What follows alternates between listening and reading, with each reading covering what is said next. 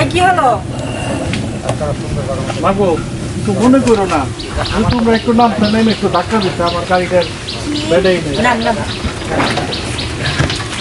এই ছোট লোকের বাচ্চা, তোর গাড়ি ঠেলার জন্য কি আমরা গাড়ি তুলছি নাকি? হ্যাঁ, গাড়িতে চার্জ নাই তো, আমি তো আজকে চার্জ দিতে ভুলে গেছি। চার্জ নাই তাহলে করে উঠাইছে কি লিগা? হ্যাঁ, আপনারা তো যাবেন অনেক দূরে, যদি আবার একটু ধাক্কায় দুঃখ ওই সামনে যায় একটু আবার বলে যে ঢাকায় ঢুকে ছোট লোকের বাচ্চা। আমরা কি লেবার হইছি নাকি যে গাড়ি ধাক্কায় দেখে যাবো?